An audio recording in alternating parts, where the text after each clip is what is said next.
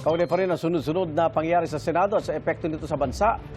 Makapanayan po natin si Professor Ranjit Rai, Assistant Professor mula sa UP Political Science Department at President ng Octa Research. Magandang umaga po, Professor Rai.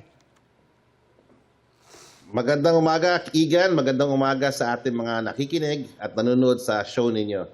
Ano ba epekto sa imahe at demokrasya sa ating bansa itong sabi nga nila ay Senate Flicks ngayon sa Senado? Napakalaki ho. Malaki ho yung epekto niya dahil yung gulo na nangyayari, iniisip natin siyempre nagkakawatak-watak yung naghahati-hati, no? Opo. Yung mga politiko natin, no? There's some level of political realignment.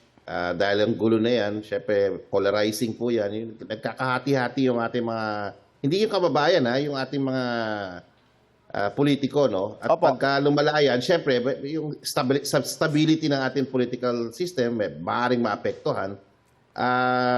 Ang tanong ay hindi kung dominante ang issue ng impeachment ngayon. Talagang dominante siya. Ang tanong talaga kung paano, no, hawakan ng mga institusyon gaya ng Senado itong proseso na to na hindi maapektuhan ang political stability at saka ang demokrasya natin. Aha. Ang importante tiigan yung pinaka-konteksto, no? Pag tingnan natin yung Octa, nagkakagulo nga yung mga politiko natin. Pero sa mga kababayan natin, pag tinanong namin sa Octa, itong first quarter survey, Opo. anong tingin nila sa impeachment? 69% po nagsasabi, klaro-klaro, na mga Pilipino ang sumusuporta sa impeachment trial bilang mekanismo ng accountability, ng due process. Opo. So, klaro sa mga ating mga kababayan, mataas ang awareness rin ng ating kababayan sa issue na to. So, ang kababayan natin united. Gusto nila ng trial. Hindi nila sinasabing convicted, ha? Ang sinasabi nila, dapat talaga may pananagutan. Dapat talaga mabigyan ng pagkakataon ng ating Vice President. Sagutin yung mga paratang, mga allegation sa kanya. Okay? Siguro importante yung idiin to. Pero yung ating mga politiko, dahil dito sa impeachment, napaaga ang realignment, no, yung pagkahati-hati sa 2028 election. So we're hoping sana yung mga institusyon hindi sila magkagulo para hindi gumulo rin yung ating sitwasyon politika. Oo, pero Political. ang malungkot po rito, yung parang nakikita ng publiko, yung makapangyarihan, pinoproteksyonan din yung may mga kapangyarihan. Yun nga ho yun nga yung pag sinasabi ko, yung mga institusyon natin dapat maayos yung paghahawak nila ito. Kundi gugulo talaga. Kasi siyempre, ayaw ng mga kababayan natin yung sitwasyon na ang mga malalakas pinoprotektahan. Oo. Yung walang pananagutan. Tulad sa Octa survey natin, ano may top 5 na na pangunahing problema, no? Unang-una yung pinakita niyo din sa show ninyo, no? Yung mga misis, mga pamilya, no, ang iniisip nila hindi naman yung impeachment, ang iniisip nila yung presyo ng bilihin. Oo. Di ba?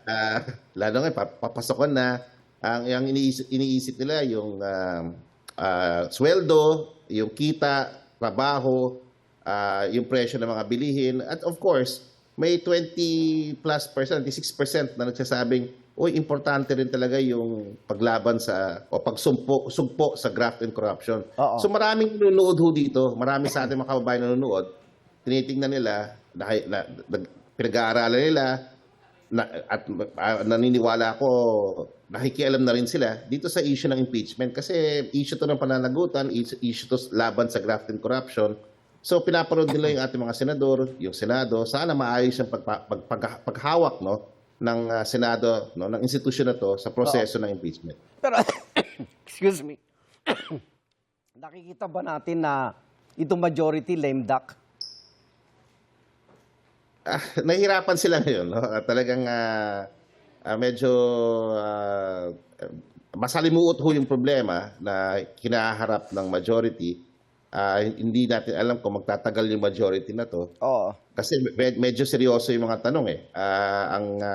Ang impression, hindi naman natin sinasabing itong realidad, parang sa tingin ng marami, mga pinoprotektahan ho yung Vice President natin ng mayorya na to at hindi maaasahang magiging patas yung ating impeachment. Yan ang impression lang, hindi naman yan ang totoo.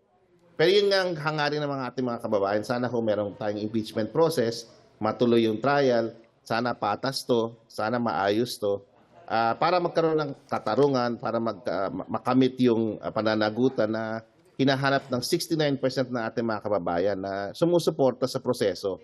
Hindi ibig sabihin sinasabi lang convicted na si VP Duterte. Ang sinasabi na bigyan siya ng pagkakataon sa isang proseso na patas, no.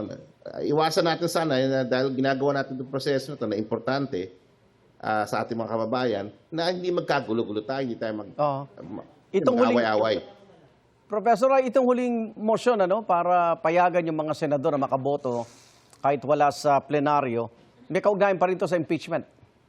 Opo, yun nga, talagang importante siyang desisyon na talagang controversial siya kasi yung ibang mga dating senador na nalagay sa same situation, hindi nabigyan ng ganyang pribilehiyo. Pero hindi ibig sabihin walang pagkakataong hingin yung pribilehiyo niya kasi hiningi naman ng lahat . Ang tanong lang, anong implikasyon nun para sa proseso? Sige na pag-aawayan ngayon. Let's hope na ma-resolve siya sa Monday. Pero ayaw ho ng minorya sa Senado yung hindi nag-attend, no? Dahil may mga moral at saka political implications to. So, yun ang nakikita ko. Okay. Maraming salamat, Professor Ranjit Ray ng Octa Research. Ingat po kayo. Maraming salamat po.